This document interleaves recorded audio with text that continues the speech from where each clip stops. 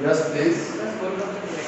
Today we discuss potential energy of a spring.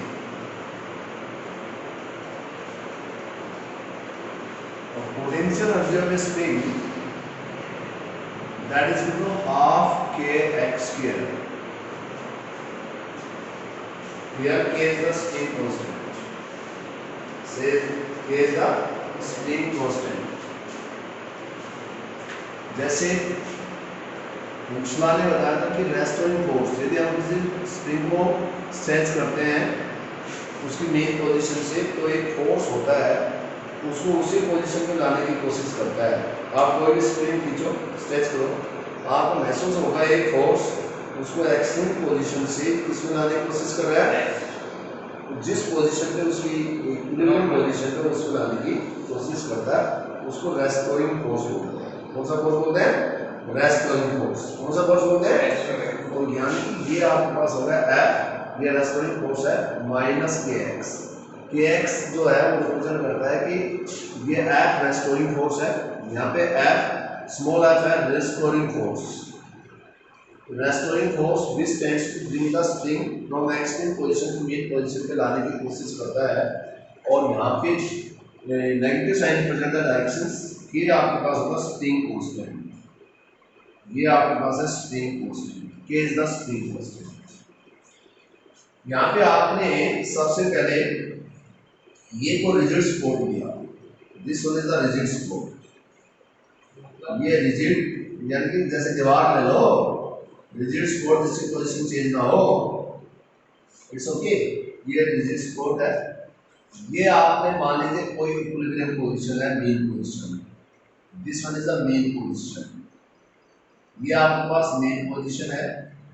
यहाँ पे ये आपके पास स्प्रिंग है, ये कोई ब्लॉक है, इसका मास m है। मेन पोजीशन मीन्स यहाँ x 0 है, यहाँ x टू माइनस a है, x to minus a distance, और इधर ये इसकी एक्सट्रीम पोजीशन है। एक्सट्रीम पोजीशन का मतलब इससे ज्यादा नहीं जा सकता। Extreme position, extreme position, this one is the extreme position. ये स्प्रिंग है, पहले अपने मेन पोजीशन पे है। When we stretches the spring, अब आपने स्प्रिंग को स्ट्रेच कर दिया। अब इसका जो मास है, ये मास m है। अब यहाँ से आपने x डिस्टेंस से स्ट्रेच कर दिया, ये by applying an external force, capital F है, capital F is the external force, external force is applied. ये आपके पास एक्सटर्नल फोर्स अप्लाइड है, is it right? External force is applied. इस पोजीशन को A मान लो, इस पोजीशन को B मान लो। फिर आपने इस स्प्रिंग को जब एक्सटर्नल फोर्स अप्लाई करेंगे तो ये एक रेस्टोरिंग फोर्स लगेगा। ये फोर्स अप्लाइड है, जैसे आप स्प्रिंग को खींच रहे हैं, ये एक्सटर्नल अप्लाइड फोर्स है। और जो स्प्रिंग को महसूस किया होगा एक्सरसाइज करते समय, एक फोर्स होता है, उसको किस में लाने की कोशिश कर रहा है।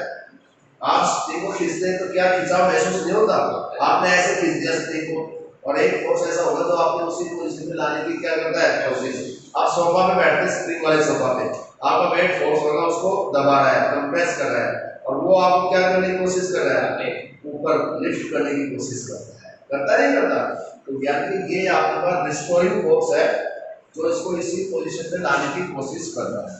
अगेन व्हेन वी डिस्प्लेसेस, अब ये आपके पास बी पोजीशन है, when we displaces through a dx, अब dx से आपने डिस्प्ले कर दिया, सेम लो को dx से डिस्प्ले कर दिया। तो यानी कि आपने हाँ थोड़ा सा हो, थोड़ा सा हो। तो यानी कि सबसे पहले आपने ये देखा कि आपके पास जो रेस्टोरिंग फोर्स है that of the spring, that is proportional to extension F minus kx. K is the proportionality constant, spring constant, F restoring force which have a tendency, जिसकी टेंडेंसी होती है, क्या टेंडेंसी है, which have a tendency to bring the block या कोई body from extreme position से किसमें लाने की कोशिश करता है, मेन पोजीशन पे, इसमें मेन पोजीशन। तो ये जो सिस्टम है, अब यहाँ पे हमें वर्क डन निकालना है। कोई भी energy potential energy of spring is equal to work done, is equal to work done.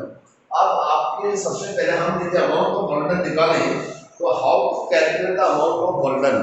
यहाँ पे हम अमाउंट ऑफ वर्क डन निकाल सकते हैं इजीली। हम amount of work done, how to determine the amount of work done.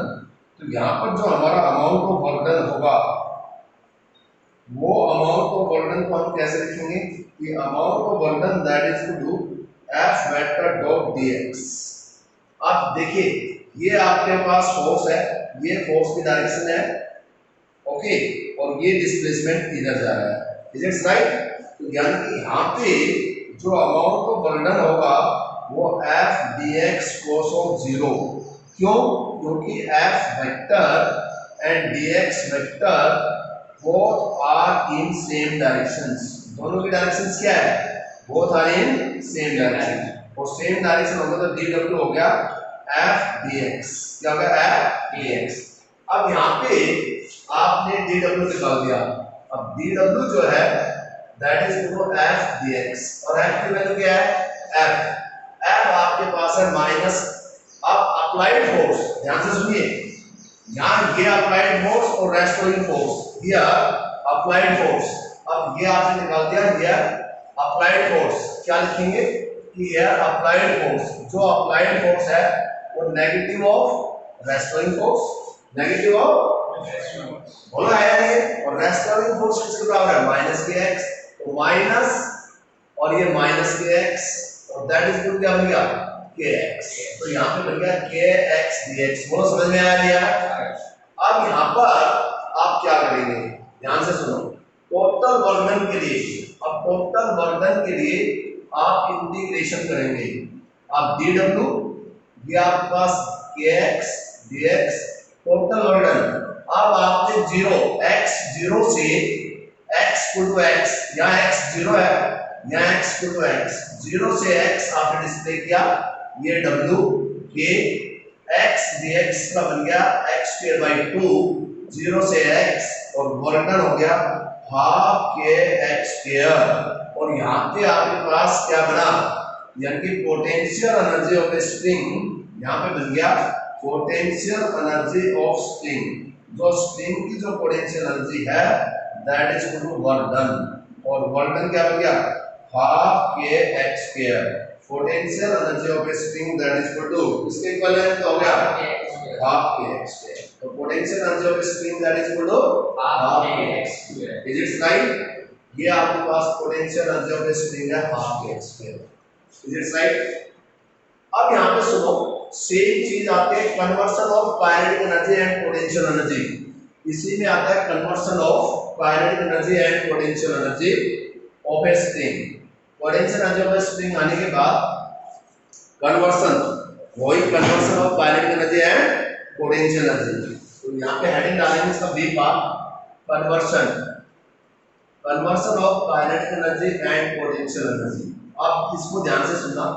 सबसे पहले मैं आपसे ये बताना चाहूंगा कि ये आपका स्प्रिंग था एक, ये एक्सट्रीम पोजीशन, ये मीन पोजीशन, और यहाँ पे ये x टू माइनस a, ये आपके पास extreme position x to a।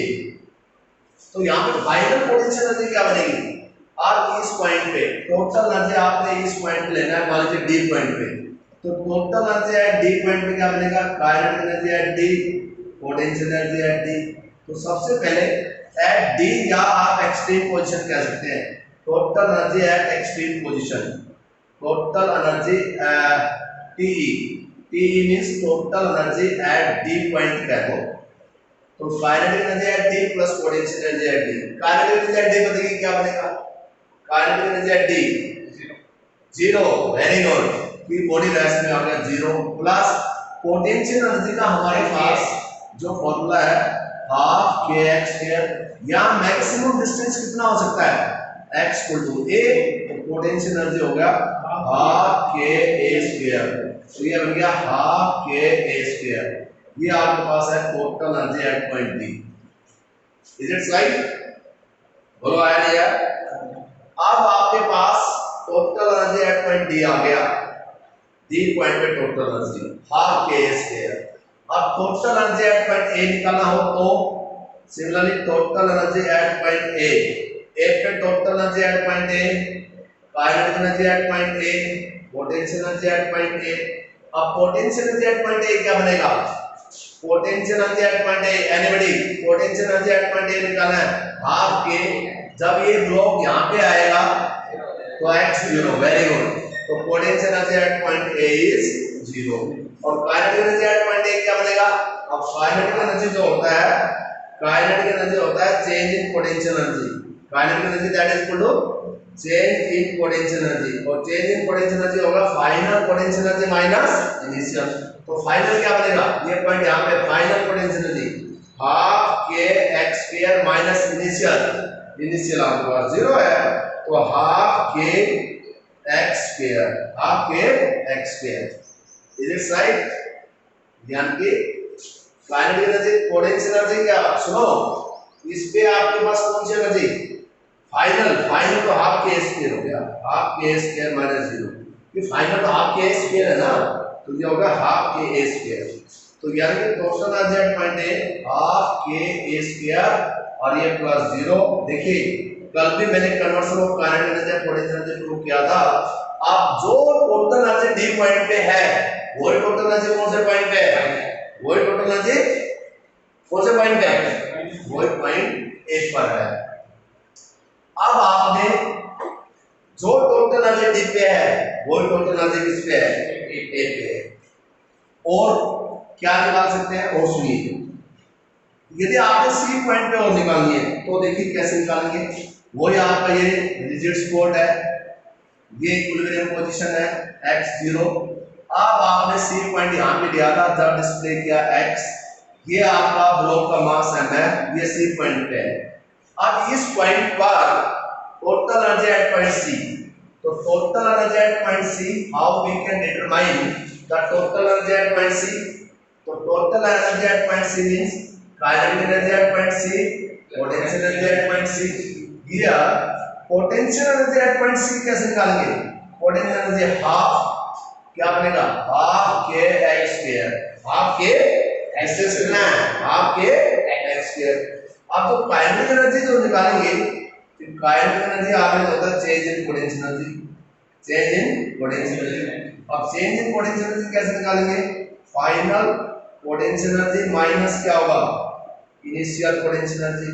तो यहाँ पे जो फाइनल पोटेंशियल एनर्जी है वो मैक्सिमम कितनी हो सकती है? अब यहाँ पे जो फाइनल पोटेंशियल एनर्जी है वो मैक्सिमम ए हो सकती है। तो यानी कि यहाँ पे फाइनल पोटेंशियल एनर्जी हो गया हाफ के ए स्क्वायर और इनिशियल पोटेंशियल एनर्जी क्या है? Half K X square.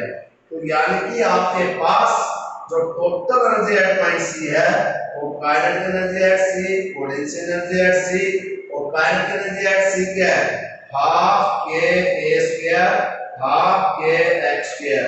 ये है काइनेटिक एनर्जी एट सी और ये potential energy at C, half K X square. ये कैंसिल हो गया और टोटल एनर्जी होगा हाफ के ए स्क्वायर। ये टोटल नहीं आया अभी समझ पक्का?